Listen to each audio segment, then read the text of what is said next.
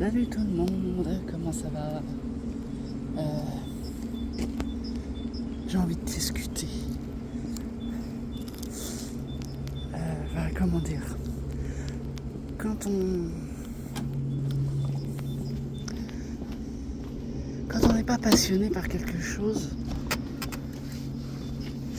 il serait judicieux de ne pas continuer dans la voie qu'on emprunte, hein, littéralement. Je vous montre pas là où je travaille, puis c'est un peu...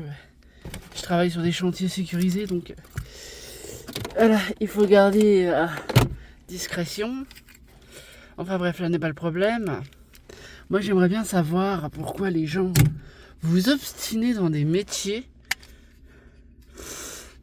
où fut un temps peut-être que vous aimiez ça, vous étiez passionné, mais que maintenant vous en avez plus rien à foutre.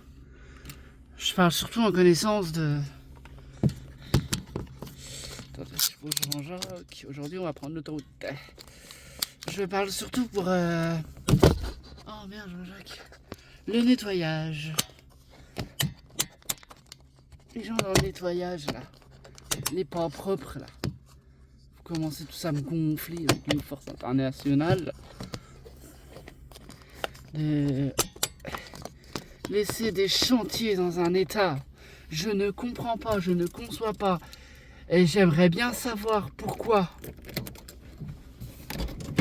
les gérants des sociétés vous laissez des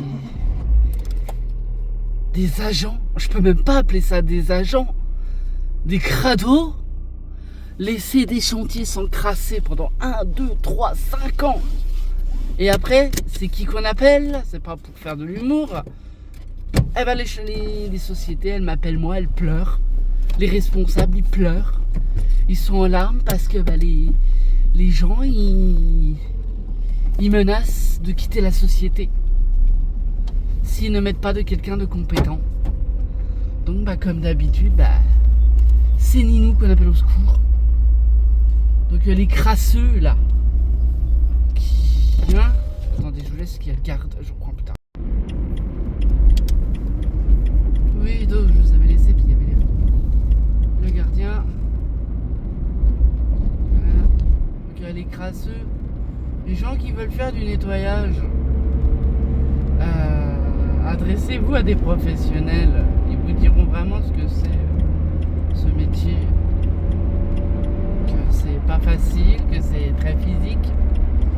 Il faut avoir le sens du détail. Parce que je suis désolé, mais faire un chantier en faisant le sol, les poubelles, point, et laisser les poussières, les toiles, le blablabla, tout le bordel, merci pour les gens comme moi qui arriveront derrière avec les responsables en pleurs.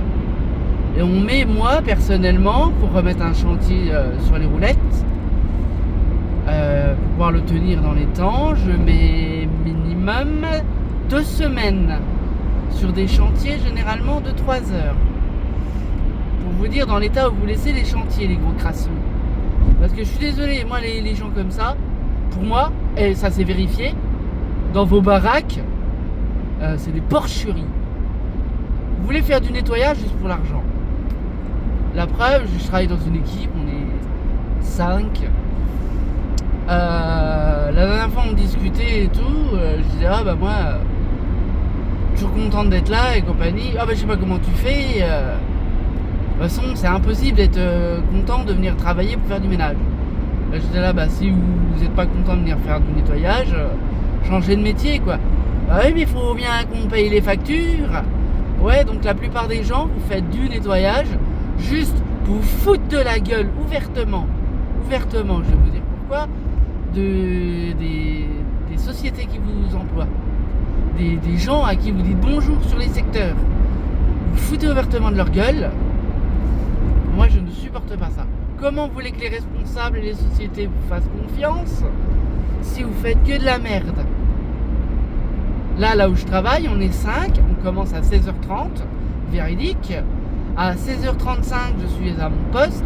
À 19h20, 25, je termine mon poste. Les gens avec qui je travaille, ils sont de 16h30 à limite 18h à manger des gâteaux, à boire du café planqué dans le local.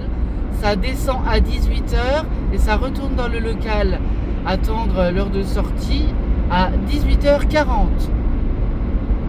Donc là, moi j'ai fait une dénonciation. J'en ai parlé à mon responsable parce que moi, la chef d'équipe, voilà, c'est elle qui supervise cela. Et en attendant, c'est toujours moi sur mon chantier qui a un problème. Chercher l'erreur. À un moment donné, je vais m'adresser aux gens, ça sera en public, bah les couilles. Je vais m'adresser aux gens qui ont des sociétés de nettoyage et compagnie. Toute société, hein. Apprenez à choisir votre personnel. Arrêtez de prendre des branquignoles. Parce que je suis désolé, c'est des gens comme moi après qui doivent courir dans toute la Lorraine pour remettre les chantiers sur place. Vous trouvez ça normal? Mais non, on préfère prendre des branquignoles qui font n'importe quoi, et puis après ça vient se plaindre que oui, mais ils foutent rien, là dans l'état où ils nous laissent les chantiers. Et ben dans les cas là, moi je dis quand on fait des contrôles, comme on dit là, j'en fais tellement pas là, des recrutements, et ben vous devriez aller chez les gens. Quand on recrute quelqu'un, il devrait y avoir une loi qui fait que on recrute la personne et qu'après on va chez cette personne voir l'état de son logement. Si le logement il est dans un état pitoyable, bah je suis désolé, on n'emploie pas la personne parce qu'on sait très bien que le chantier sera dans un état dégueulasse. Or si la personne, son chantier il est nickel chrome, si sa baraque est nickel chrome, le chantier sera nickel chrome. À un moment donné, faut peut-être se bouger le cul. Parce que les sociétés, c'est trop facile, là. Les patrons, là. On veut du bénéfice, là. Là, la société, là, qui m'emploie, ils sont venus se féliciter